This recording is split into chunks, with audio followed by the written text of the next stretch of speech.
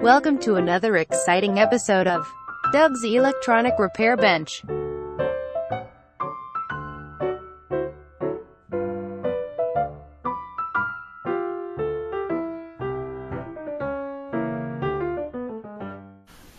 Morning everyone. Here with you on this bright sunny Tuesday. No, this is not Tuesday. This is Wednesday. Wednesday morning, yes. Here with you on a, like I said, bright sunny Wednesday morning. And we are going to be taking a look at some video I shot last night. This was supposed to be a completely different type of video, but situation changes from time to time. You know how that goes. Unexpectedly, things happen or don't happen. Whatever the case may be. So what I'm going to do here is, like I said, I shot this last night before I went to bed, and it's one of those situations where, you know, I was going to set up for the morning shoot, and once I got it all set up, I thought, well, what the heck, might as well see what happens when I try it, make sure it's going to work and everything. Well, when I did that, you'll see you'll see what happens. So I'm going to let you guys view that and go from there. So we will be back with you shortly. So stay tuned.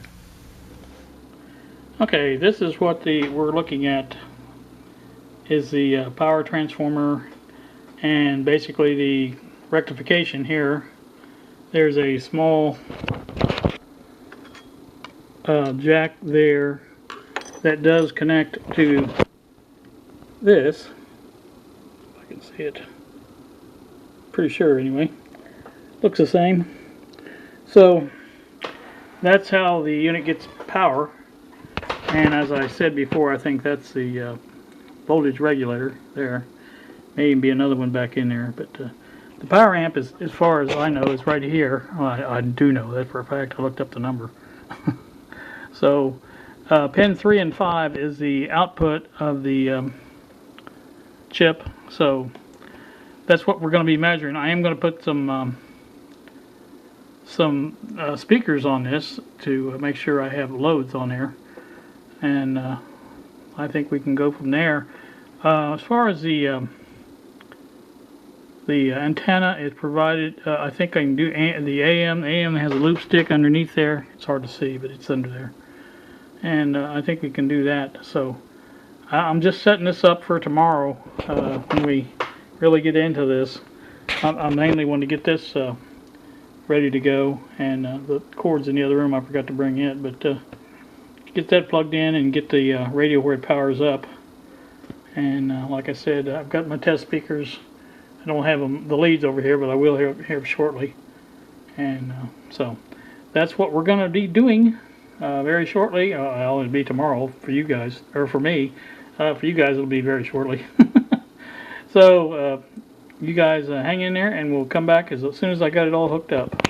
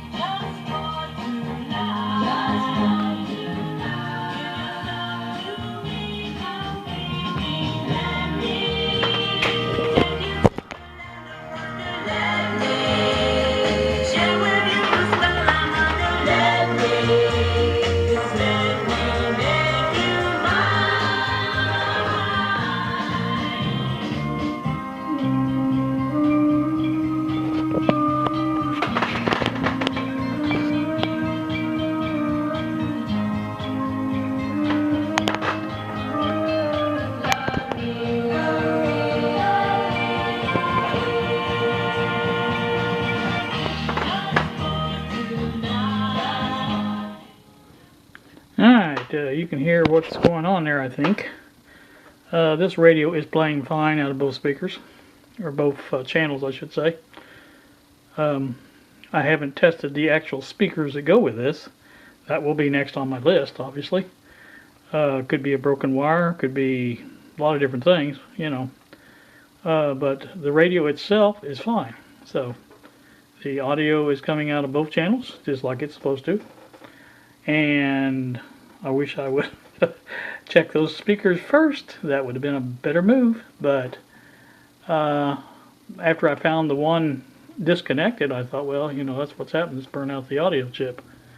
I've seen it happen a lot of times. So, anywho, I couldn't wait till the morning. I had to do this. I've got it hooked up. You can see there's the power line comes around here to the input of the transformer. And yes, that is the rectification, the full wave rectification there. Those 4 diodes. Yes, that's very dangerous. And no, I'm not touching it. The single line goes up to the power regulator and the power circuits up here. But again, no problem here with the chip at all. So don't have to buy that. I will be able to do a few things that I need to do. Get this dial thing working again. I don't know exactly what the deal is there, but here is the string itself, and that's supposed to move as this turns, and I don't know if it's in the wrong position or what, but I do need to figure that out because it's not working as it is. It's stuck on one end and it's stayed there. I don't know if it's even supposed to, how it's supposed to look, you know, as far as the face of it. It's way down here, and so it won't show up there, I don't think.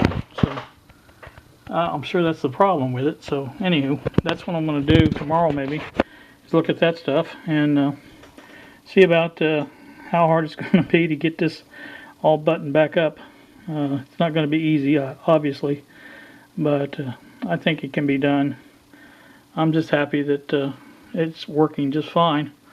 Don't know exactly, like I said. It must have been a bad speaker, must have been either that or bad wire. I will find out tomorrow for sure and go with that. It's now after 11, I think.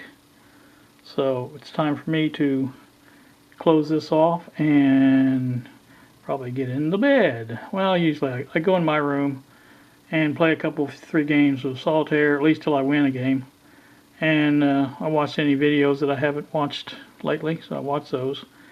And that's what I usually do before I go to bed. It kind of winds me down a little bit, so I just get into bed and go to sleep usually. So that's what I'm going to try to do. So you guys, I will bring you back tomorrow, and we'll try to finish this up. So hang in there. So now that you've seen the videos shot last night, you'll see that we don't have the problem we thought we had, and that actually the boombox is basically working just fine. So what's the problem? What happened? Why wasn't the speaker working before? Well, good question.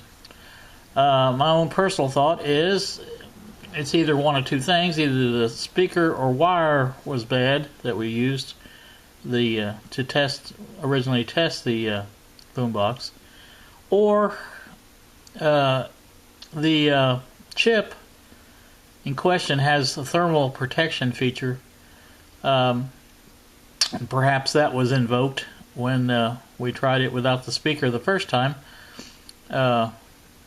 and maybe that was in effect when I did hook the speaker back up. Maybe it was still in thermal protection mode, and that's why it didn't work. So either one of those are plausible, I guess. I am going to investigate the speaker before I try to put all this back together and make sure it's working. If it is in fact working, then I will. I see no reason really for it to go out. I mean, it's just a speaker, and it's not never. It isn't ever subjected to very loud music because I don't keep it. I don't let it go too loud. But anyway, if there is a problem with the speaker, I will bring you back and show you what we're going to do about it. But I doubt that there is. I really think that the thermal protection had kicked in. I think that once I did hook the speaker back up, it was still invoked, and I really don't see any other reasons for that. So that's my theory on it. what I will do probably before I put this all back together is, and that's going to be the trick, is clean the volume control while I have it apart. Anything else that needs adjusting or cleaning or anything like that, get that done. And then I will put it back together hopefully and bring you back for a final look at it. So that's mystery has been solved, I guess. So not too much more to say about that. I do have a mail call that I wanted to share with you. Oh, that's the census. That probably won't work. Yes, I did get a sticker in the mail. So we will open this up and take a look at it and see who it's from. Ta-da! It's from Mr. Eric Polston down in Florida. And it's a nice looking sticker, I have to say. It is really nice. I believe that is one of Tony's designs. And very, very good job on that, Tony. And like I said, it's a very nice sticker. I'm kind of new to Eric's channel, so I don't really have very much information on what he does and things like that. Obviously, he's interested in international scouts. I believe it's a 66 according to that, and it's a Pontiac symbol, I believe. And 2-in-1. I'm figuring there's 2 different vehicles he's got going down there. So, like I said, I will be watching his videos, and I first noticed Eric. He does a lot of posting on comments sections, and of course the fins up. He's always fins up. So I did see a lot of his comments in there. Of course, that led to watching his channel a little bit and seeing what he was about. So anyway, I hope to get one back to you, Eric, and so you can get one of mine for you, and then I still have one to send back to Mr. Mach 1. I haven't yet done. I'm very, very procrastinating on sticker returns and just the sticker situations at all. And but I will get this out to you guys and get one out to you guys, and then you'll have it. So, anywho, that was that's the mail call I got going. So now on to other business. Alright, other business is that what I'm going to do next is probably bring back the Juliet radio. And I want to do some a demonstration with the scope and take a look at this distortion that it has once it warms up. And maybe use the dual trace on the scope for the input and output and do it that way, or just do an input screen and then go back later when it's distorted and look at the waveform then. Probably we'll use the signal generator audio signal port, which is, or I could use the RF and just use the IF frequency to broadcast the tone that way. Either way, we're going to do that I think next and take a look at that waveform and just see what happens to make that hissing noise. I was gonna do an eating video, but I didn't. I had my noodles this morning, and I thought, yeah, that'd be kind of interesting to do that. But nah, old goat seems to think that's something that you guys would like to see, but I don't know. I'm not real sure that anybody wants to see me eat noodles. Now, I wouldn't mind going out to, like he does, going to McDonald's, somewhere like that, and then getting a little sandwich or something, and doing a little wrap out in the car. That wouldn't be a bad idea, but just sit around and eat noodles, I don't think so. So anyway, you guys have a great day.